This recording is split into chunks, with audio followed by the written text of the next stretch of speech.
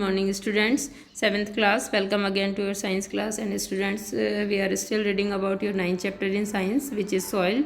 In this chapter we have already learnt about the types of soil and chemical composition of soil. Now we are reading about the soils properties or property of soils. The next property of soil is moisture in soil, मतलब मृदा में नमी, जल की मात्रा कितनी है, कैसे पता लगाएंगे. Have you ever passed through a farmland during a hot summer day. क्या कभी आप बहुत तेज़ गर्मी के दिन में और किसी खेत के मध्य से गुजरे हैं. Perhaps you notice that the air above the land is shimmering.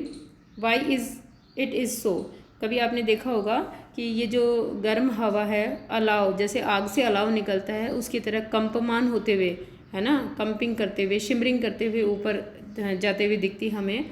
Y is it so. ऐसा क्यों होता है. Try out this activity and find the answer. चलिए एक एक्टिविटी करते हैं और इस प्रश्न का उत्तर प्राप्त करते हैं. So we will do the activity 9.5. Take a boiling tube. आपको एक क्वथन नली लेनी है ना, बॉइलिंग ट्यूब जिसमें कोई भी चीज़ हम गर्म कर सकते हैं, उबाल सकते हैं. Put 2 spoonful of A soil sample in it. और आपको इसमें 2 चम्मच जो है मिट्टी डालनी है. इसके अंदर कोई भी सॉइल का सैंपल डालना है. Heat it on a flame as like figure 9.6. और फिगर 9.6 की तरह आपको इस मिट्टी को गर्म करना है. And observe it. और अब आप देखिए, इसमें प्रेक्षण कीजिए इसका. Late us find out what happens upon heating. चलिए देखते हैं मिट्टी को गर्म करने पर क्या होता है. Do you see water drops anywhere. क्या आपको कहीं भी जल की बूंदें नज़र आ रही हैं. इफ़ यस, यदि हाँ तो where did you find them. तो ये आपको कहाँ नज़र आ रही हैं. On heating. गर्म करने पर water in the soil evaporates.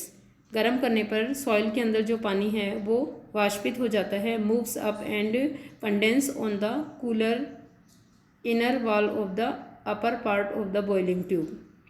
और जब हम लोग मिट्टी को गर्म करते हैं तो उसके अंदर का पानी जो है वो वाष्पित होकर के और बाहर निकल जाता है मिट्टी से. और जो कथन नली है उसकी आंतरिक सतह, जो ठंडी सतह है, उससे टकराकर संघनित हो जाता है, कंडेंस हो जाता है ना. Means the water vapour turns again into water droplets. और ये ड्रॉपलेट्स कहाँ जम जाती हैं. ये ड्रॉपलेट्स जो है वो जो आपकी बॉइलिंग ट्यूब है उसकी जो कूलर सरफेस है अंदर की, उसके ऊपर आपको दिखाई देती है. You can see them on the inner surface of boiling tube और cool surface of boiling tube on a hot summer day. इसी प्रकार बहुत अधिक गर्म दिन में the vapour coming out of the soil reflect the sunlight. इसी प्रकार जो है गर्मी के दिनों में ये जो मिट्टी के गर्म होने से मिट्टी के अंदर जो पानी होता है उसकी भाप जो है या वाष्प बाहर निकलती है और रिफ्लेक्ट द सनलाइट. और सूर्य के परावर्तन या सूर्य के प्रकाश के परावर्तन के कारण the air above the soil seems to shimmer. और सूर्य के परावर्तन, प्रकाश के परावर्तन के कारण ये जो एयर है, ये जो हवा है गर्म मिट्टी के ऊपर की, ये हमें शिमर नज़र आती है या कंपित होते हुए नज़र आती है. देखिए इस तरह से हम लोगों ने ये इंस्ट्रूमेंट लिया था एक्टिविटी करने के लिए. ठीक है, removing moisture from the soil. किस तरह से बॉइलिंग ट्यूब में डालकर हमने बॉयल किया है. Now after heating the soil. गर्म करने के बाद मिट्टी को take it out of the tube. इसे ट्यूब से बाहर निकालिए. Compare it with the soil which has not been heated. और इसको आप उस सॉइल से कंपेयर कीजिए या तुलना कीजिए जिसे गर्म नहीं किया गया हो. ऐसी सॉइल जिसे गर्म नहीं किया गया हो. Which has not been heated. Note the difference between the two. और दोनों के बीच में अंतर का पता लगाइए, नोट कीजिए. Now next property of soil is absorption of water by soil. मिट्टी के द्वारा जल का अवशोषण. Do all the soil absorb water to the same extent. Let us find out. क्या सभी प्रकार की मिट्टी जो है वो समान मात्रा में पानी अवशोषित करती है. आइए जाने. So to let know we will do the activity 9.6. Take a plastic funnel. आपको एक प्लास्टिक का कीप लेना है. टेक ए फिल्टर पेपर और a piece of newspaper sheet. अब आपको एक फिल्टर पेपर या अखबार का टुकड़ा लेकर fold and place it as shown in the figure 9.7. चित्र 9.7 की तरह इसको मोड़ करके और कीप या फनल के अंदर लगा देना है आपको. Now weigh 50 gram of dry powder soil and put it into the funnel. अब आपको 50 ग्राम सूखी मिट्टी लेनी है या सूखी मिट्टी का कोई सैंपल लेकर फनल में डालना है, कीप में डालना है. Measure A certain amount of water in a measuring cylinder and pour it drop by drop on the soil। अब आपको एक जो मापन सिलेंडर है उसमें पानी की निश्चित मात्रा लेनी है और बूंद बूंद करके इस मिट्टी में डालना है। You can use A dropper for this purpose. आप इस काम के लिए ड्रॉपर भी काम में ले सकते हो। Do not let all the water fall at one spot. सारे पानी को एक जगह ही नहीं डालना है। Pour water all over the soil. पूरी मिट्टी पर ये पानी डालना है। Keep pouring water till it starts dripping. Subtract the amount of water left in the measuring cylinder from the amount you started with. ठीक है, आपको पानी बूंद बूंद करके तब तक डालना है जब तक कि ये पानी जो है वो फनल से नीचे नहीं टपकने लग जाए। ठीक है, अब आपने जो भी इट स्टार्ट ड्रिपिंग, अब क्या करना है आपको, subtract the amount of water left in the measuring